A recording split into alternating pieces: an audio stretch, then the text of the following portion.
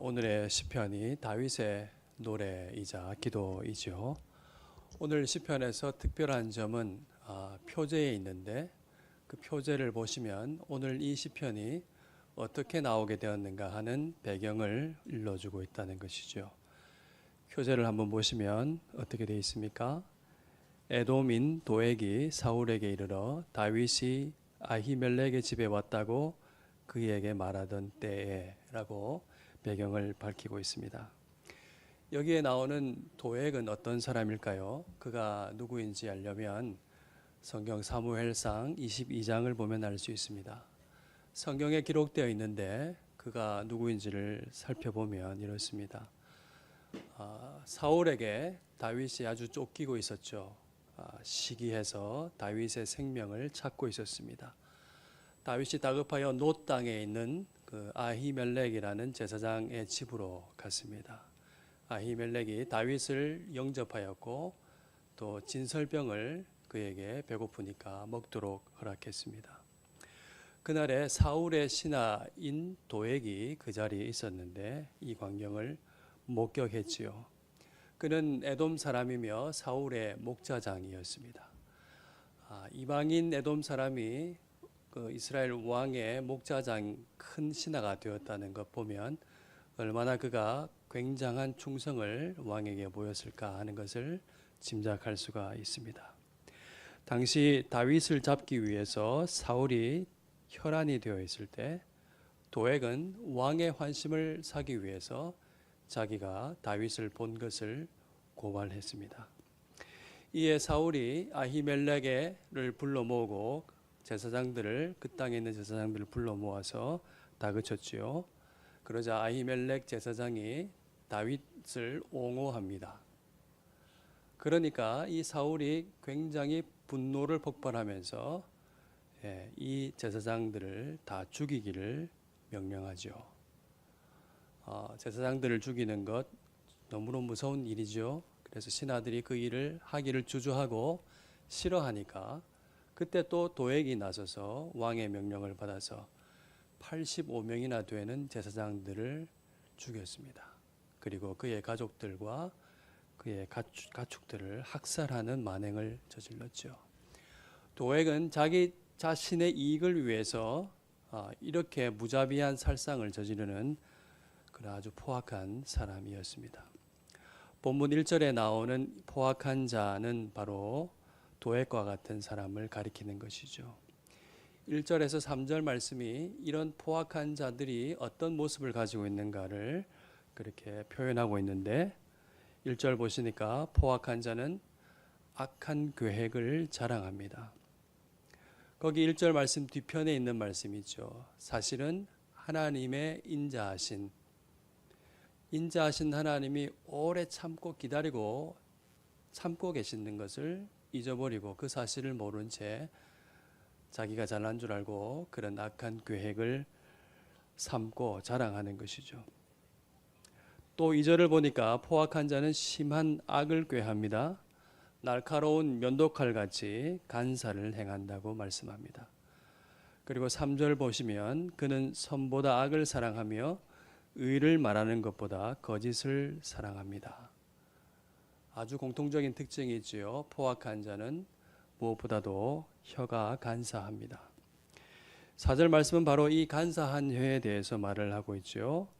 그가 어떻게 합니까? 남을 해치는 모든 말을 좋아합니다. 하나님께서 이 포악한 사람, 간사한 혀를 가진 사람을 어떻게 하실까요? 그것이 5절에 기록되어 있죠. 하나님께서 이 같은 자를 가만히 내버려 두시지 않고 심판하신다고 말씀합니다. 영원히 그를 멸하실 것이라고 하시죠. 그를 붙잡아서 장막에서 뽑아내겠다 하십니다. 살아있는 땅에서 내 뿌리를 빼신다고 말씀하는 거죠. 무서운 심판의 말씀입니다. 식물이 땅에서 뽑혀질 때에 뿌리가 뽑혀질 때에 살아날 수가 없지요. 도무지 살 가망성이 없습니다. 이런 광경을 보는 의인들 반응이 6절과 7절에 나와 있죠.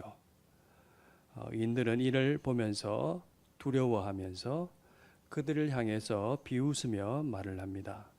7절 말씀이죠.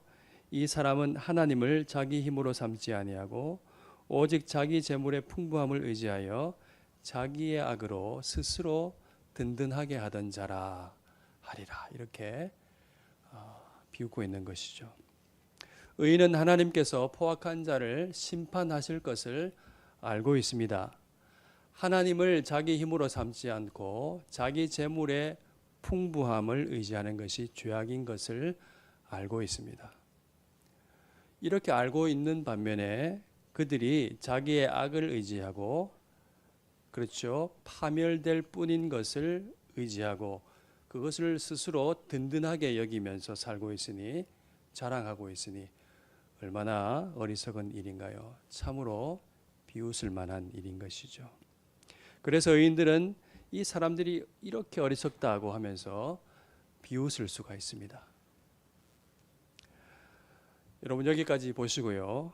그러나 여기에 반전이 있다는 사실을 오늘 말씀드리고 싶습니다. 시편이 모아졌을 때 순서대로 읽기를 권장했겠죠. 대개는 그렇게 읽었는데 우리가 시편을 앞에서부터 순서대로 읽는다고 한다면 오늘 시편 52편을 어떻게 읽을 수 있을까 하는 것이죠. 본문 앞에 시편이 바로 51편의 시편입니다. 51편을 보시면 이 시편도 52편과 마찬가지로 시편의 배경을 기록해 놓고 있습니다. 우리가 한번 확인해 보겠습니다. 한 장쯤 넘기시면 나오겠죠. 51편의 표제를 한번 보십시오. 뭐라고 되어 있습니까? 다윗이 밧세바와 동침한 후 선지자 나단이 그에게 왔을 때라고 말하고 있습니다.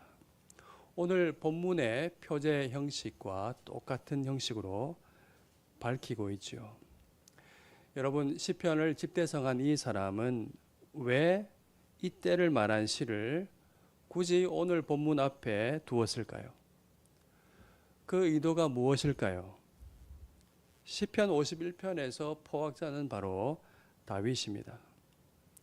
다윗 자신을 잡으려고 했던 도액과 같은 자가 바로 자신이라는 것이죠. 다윗은 자신이 범죄한 사실을 숨기기 위해서 어떻게 했습니까?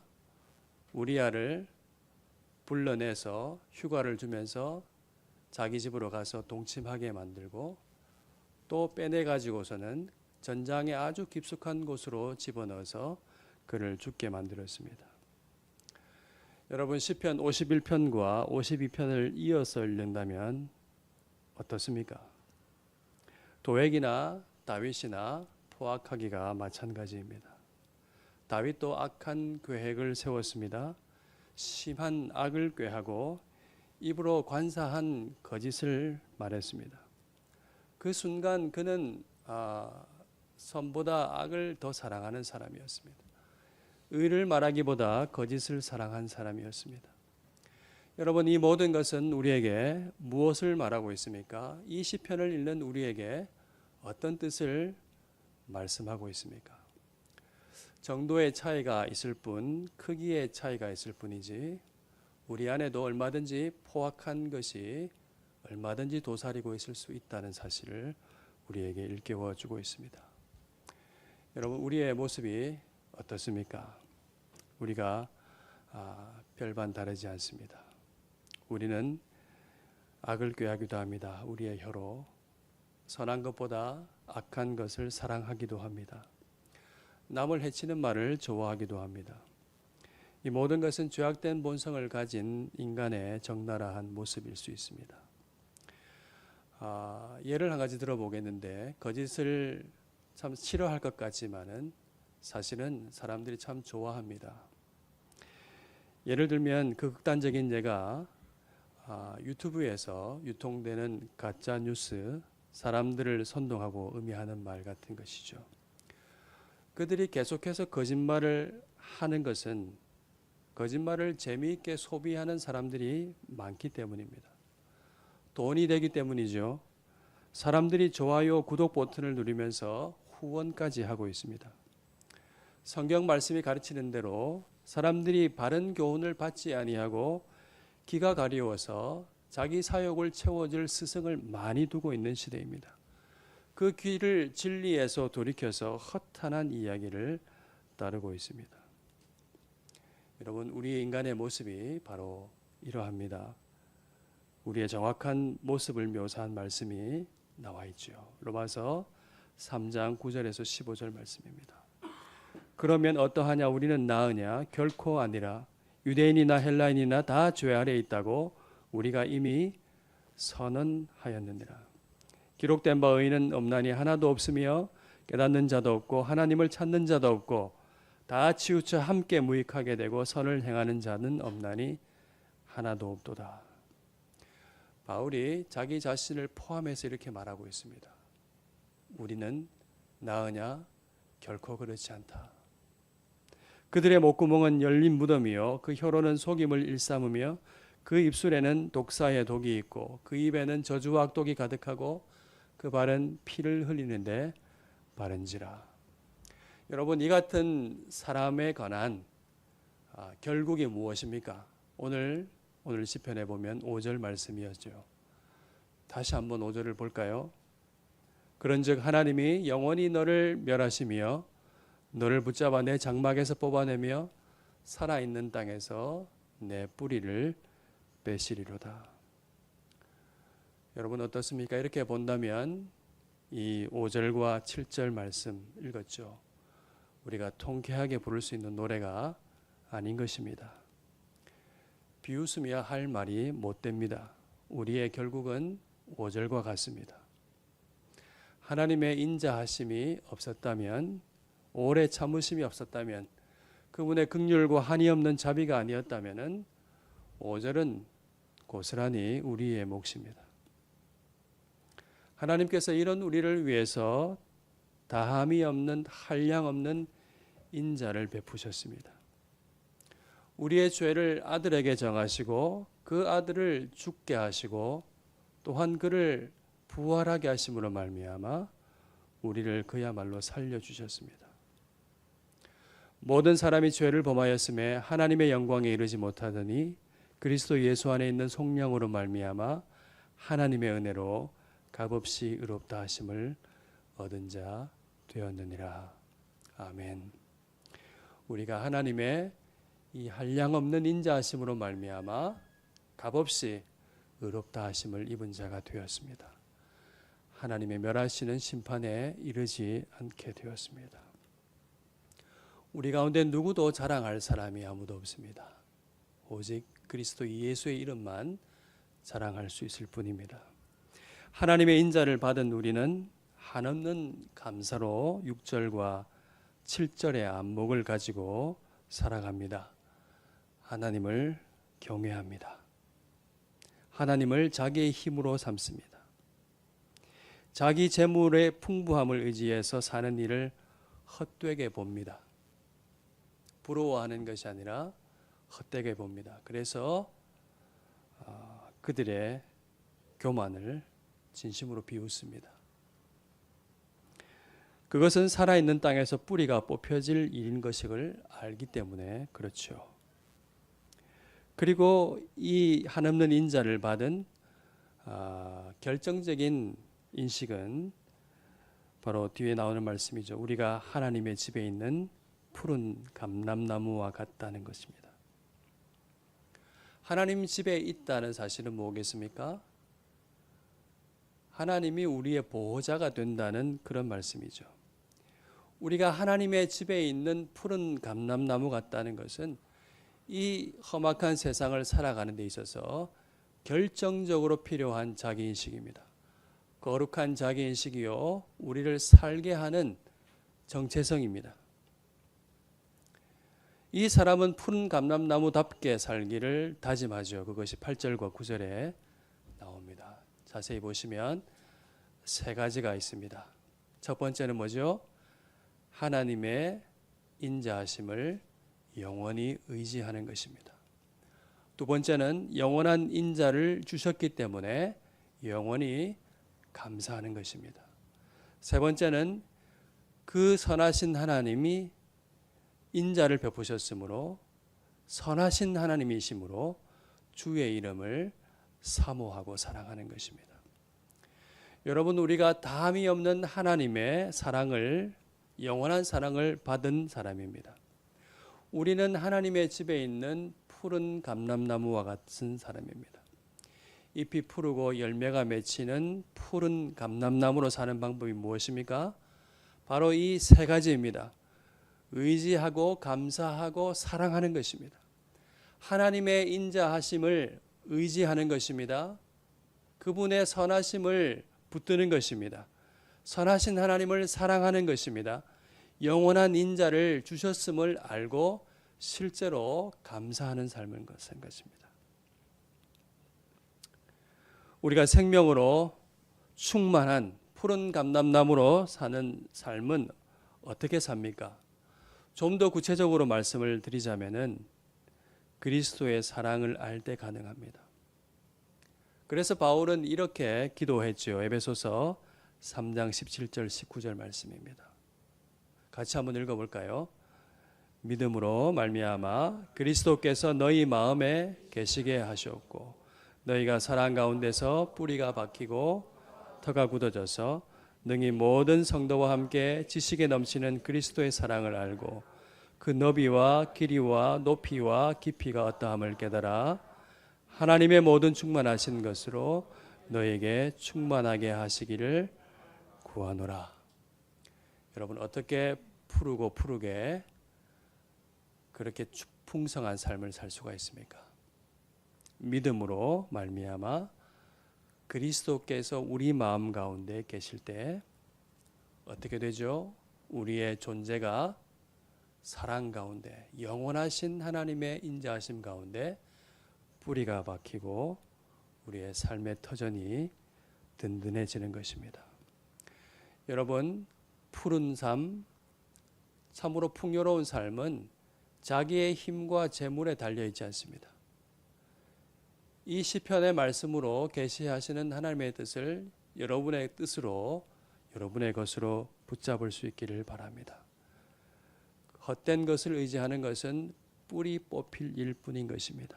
이것을 의지하는 것은 헛된 것이고 멸하여질 것이라는 것을 오늘 말씀이 말씀하고 있습니다. 이렇게 하나님의 사랑 가운데 우리가 깊이 뿌리게 내리를 들 때 우리는 비로소 하나님을 향해서 우리의 사랑을 나타낼 수가 있습니다. 주님과 동행하면서 순종할 수 있습니다. 그리고 다른 사람에게도 하나님의 사랑을 우리의 삶으로 나타낼 수가 있습니다. 우리가 하나님의 사랑을 받은 사람으로서 서로 사랑하고 서로 격려하고 주님과 함께 동행하는 삶을 살아야 하겠습니다. 이것이 바로 우리가 서로를 향해 보여주어야 할 하나님의 인자하심입니다. 여러분, 이 하나님의 인자하심이 가장 우선적으로 드러나는 것이 뭘까요? 오늘 시편의 강조점은 말에 있습니다. 우리가 심중에 있는 것을 무의식적으로 말하게 되어 있습니다. 우리의 내면에 그리스도께서 계시고 우리의 속사람이 성령으로 강건해져야 비로소 우리가 다른 사람을 세워줄 수 있는 말을 할 수가 있습니다. 그리스도께서 우리 마음 가운데 계신 줄 잊어버리고 악한 욕심을 따라서 흘러가는 대로 자신을 방임하면 오늘 나와 있는 이 말씀처럼 포악하고 간사한 혀를 가진 사람이 될 수 있다는 사실을 우리가 말씀으로 경고를 받아야 되겠습니다. 여러분, 하나님의 영원하신 사랑을 의지하고 감사하고 선하신 하나님을 사랑하는 여러분 되기를 바랍니다. 우리 공동체에 하나님을 향한 감사와 찬양과 또 하나님을 선하심을 향한 우리의 노래가 풍성한 고백이 넘쳐나기를 소원합니다. 우리 모두가 하나님 집에 있는 푸른 감람나무처럼 하나님 닮은 인자를 우리의 삶으로 여러 사람에게 나타내는 여러분 될 수 있기를 주님의 이름으로 축원합니다. 아멘. 찬양하겠습니다. 신실하게 진실하게 살게 하옵소서. 그런 마음으로 함께 찬양합시다.